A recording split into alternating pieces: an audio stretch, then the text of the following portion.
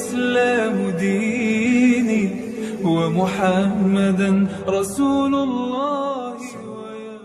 Dan di dalam hadis disebutkan, Inna Sa'ad bin Ubadah radhiyallahu anhu qala li Rasulillah sallallahu alaihi wasallam, bahwasanya Sayyidina Sa'ad bin Ubadah radhiyallahu anhu qala pernah berkata kepada Rasulullah, Inna ummin falatat nafsaha. Ya Rasulullah, ibu saya sudah meninggal. Andai saja ibu saya bisa berbicara nih, pasti dia akan sedekah. Lalu apakah bermanfaat untuk ibu saya kalau saya bersedekah atas nama ibu saya? Nah, ya, banyak pertanyaan masyarakat, ini jawabannya. Maka dijawab oleh Rasulullah SAW, na'am, ya.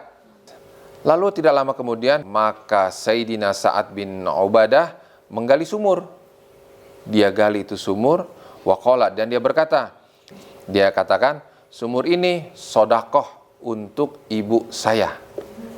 Nah, jadi sekarang tuh sudah ada nih, sudah sampai ke kita nih keterangannya. Jadi kalau tiap sedekah itu, niatkan sedekahnya itu adalah untuk orang-orang tua kita. Sampai enggak? Dijawab oleh Rasulullah, na'am, sampai. Nah, jadi nggak usah pikirin, nanti buat kita ganjaran pahalanya mana? Kan habis buat almarhum kita, udah nggak usah pikirin.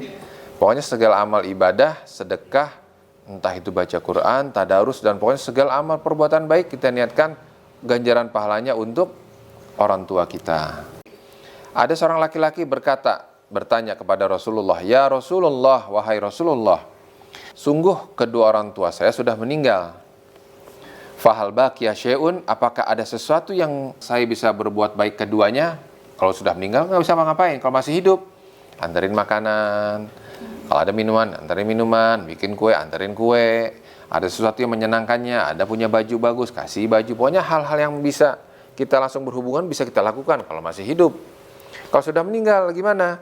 Ditanya oleh seorang laki-laki, ya Rasulullah, apakah masih ada sisa sesuatu yang bisa saya lakukan untuk kedua orang tua saya yang sudah meninggal? Dijawab oleh Rasulullah, arbaun, ada 4, kata Rasulullah. Ad-du'a lahuma wal istighfar. 1, berdoa dan memohon istighfar, memohon ampun kepada keduanya. Nih, melaksanakan janji-janji kedua orang tua yang pernah diucapkan. Dulu emak pernah janji, katanya akan ngasih tetangga ini. Katanya nanti emak janji akan memberangkatkan umroh guru ngaji ini. Nah, janji-janji yang pernah diucapkan bukan nazar. Janji-janji yang pernah disampaikan dan kita mendengar dan kondisinya mampu, laksanakan semua keinginan tersebut.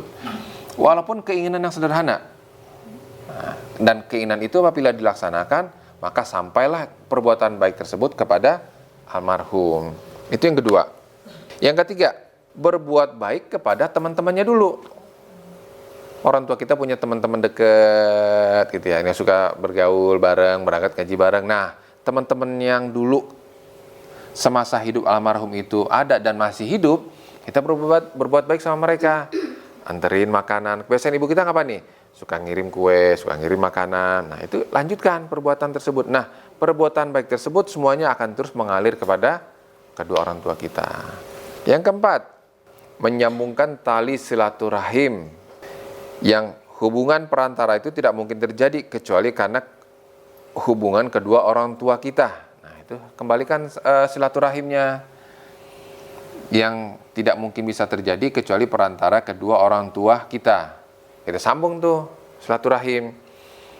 Punya paman, ya udah kita sambung silaturahmi, berkunjung ke rumahnya, punya adiknya, punya kakaknya, paman, bibi daripada kedua orang tua, atau kerabat-kerabat daripada pihak ibu, kerabat-kerabat dari pihak bapak. Nah, kita sambung tuh silaturahim, datang ke rumahnya.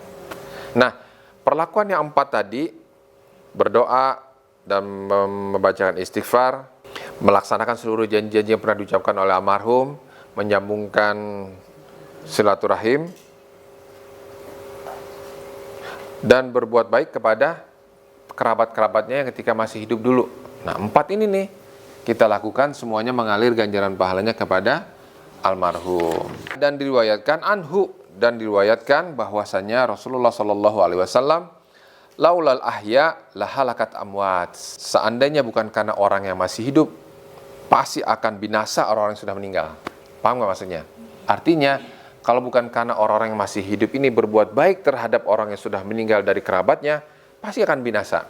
Tidak ada kiriman Fatihah, tidak ada bacaan tadarus, tidak ada sedekah, tidak ada perbuatan baik yang lain, pasti akan binasa dia di alam kubur. Jadi dikatakan di sini, laulal ahya lahalakat amwats. Maka dari itu, didik sebaik-baiknya generasi-generasi di bawah kita ini tentang hal-hal yang seperti ini.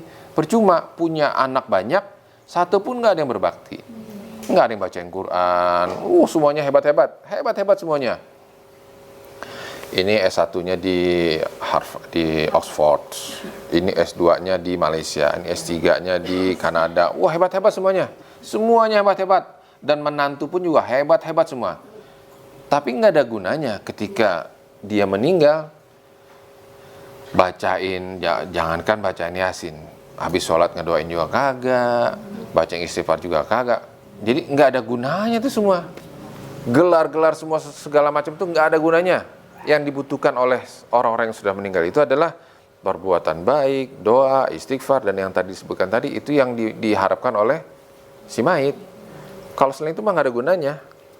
Makanya didik anak-anak kita tentang hal-hal yang sifatnya itu nanti yang membuat keuntungan kita pada zaman yang kekal abadi gitu. Jangan mendorong maksa anak kita untuk sesuatu yang kesenangan yang sifatnya hanya sementara. Tapi harus lebih daripada itu. Didik anak-anak kita ini mempersiapkan untuk kebaikan dia dan juga untuk kemanfaatan kita ketika nanti kita hidup di masa yang kekal abadi. Maksudnya daripada hadis laulal ahya lahalakat amwat, bahwasanya sesuatu yang disampaikan, yang dikirim, yang dilakukan, yang dikerjakan oleh orang-orang yang setelah wafat berupa doa untuk mereka, permohonan istighfar, watarahum dan kasih sayang, itu untuk mereka akan disampaikan.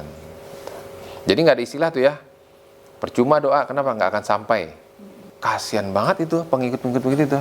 Sangat-sangat kasihan gitu. Akhirnya beranggapan udah nggak perlu dibacain, nggak ada istilah yasinan, nggak ada tahlilan. Akhirnya terbengkalai dan binasalah orang-orang yang di dalam kuburan dari pihak keluarganya mereka. Udah binasa dalam arti kata udah hidupnya terbengkalai di alam kuburan, nggak dapat kiriman Fatihah, nggak dapat kiriman istighfar, nggak dapat kiriman sedekah dan lain sebagainya. Sungguh rugi.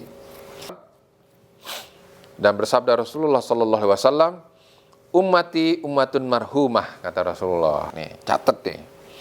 Dengan bangganya mengatakan, umatku adalah umat yang disayang. Kenapa? Dia masuk ke dalam kuburan dengan membawa dosa-dosa laksana gunung, banyaknya dosa itu bahkan diumpamakan seperti gunung, dan dibangkitkan daripada kubur itu nanti, dan sungguh telah diampuni segala dosanya dengan istighfar, dan diampuni dan keluar dalam alam kuburnya itu dengan sebab permohonan ampunan dari orang-orang yang masih hidup tuh. Jadi jangan malas-malas tuh ngedoain orang yang sudah meninggal, baik terutama orang tua kita, keluarga, kerabat, orang yang terdekat dengan kita. Saking demikian spesialnya Rasulullah mengatakan umatku adalah umat yang disayangi. Masuk ke dalam kuburan membawa dosa seabrek-abrek dan keluar dari kuburan dalam keadaan kondisi diampuni segala dosanya. Karena apa? Karena dibacaan istighfar oleh orang yang masih hidup. Jadi jangan sampai salah ngedidik. Kalau salah ngedidik anak, rugi kita udah menanggung dosa sekian banyak semisal gunung.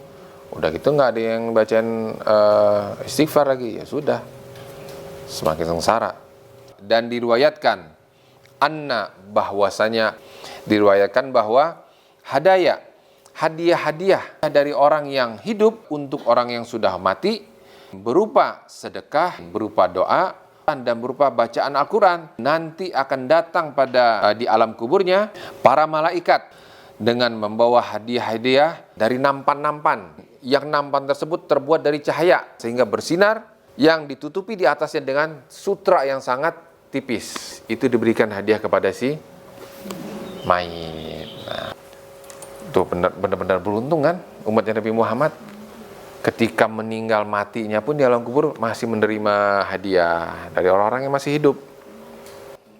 Dan malaikat itu berkata kepada salah seorang dari mereka yang telah wafat. Ini hadiah dari orang yang telah wafat, yang telah dikirimkan dari si fulan untuk engkau. Nah, jadi orang-orang yang di alam kubur tuh kayak Abi nih. Wah, kiriman tuh berudul tuh. Udah nggak ketampung tuh. Oleh siapa? Tidak ada syarat dan ketentuan. Oleh pihak keluarga, oleh anak, oleh istri, nggak ada syarat dan ketentuan. Siapa saja yang ngedoakan datang untuk kiriman hadiahnya. Yang tentu yang paling banyak adalah dari seluruh murid-murid beliau. Dari beliau ketika mulai mengajar alip-alipan di garasi rumah di kota Paris, sampai terakhir ngajar pada hari Kamis. Hari Kamis itu kalau nggak salah masih ngajar, sampai ngajar ketika itu seluruh murid-muridnya semua mendoakan, bacakan Fatihah, tadarus, ngaji, yang semuanya kayak sekarang kita ini baca dan kita ngerti huruf ini yang kita mengerti dari beliau. Semuanya ngalir tuh pahala tuh. Sampai saking itu antrian penuh para malaikat membawakan hidangan tuh. Abitan, ini ada hidangan dari si Anu, abitan dari ibu-ibu jamaah. Semua nyampe tuh ke beliau. Nah, kita jangan sampai salah didik anak. Jadi pelongo-pelongo aja tuh di dalam kuburan tuh, nggak ada yang ngirim. Sementara tetangga sebelah hidupnya senang, gembira, tiap hari nerima. Cilang-cilingu aja nggak ada yang ngirim. Udah rugi tuh hidup tuh. Udah di dunia hidupnya udah sengsara, di akhirat pun hidupnya juga terbengkalai. Didik anak-anak kita jangan sampai nggak bisa baca Quran. Bisa baca Quran, tadarus. Kebiasakan tuh mereka tadarus Quran, baca Yasin. Kenapa? Nanti yang nikmatin bukan hanya dia nikmatin, kita lebih menikmati lagi gitu.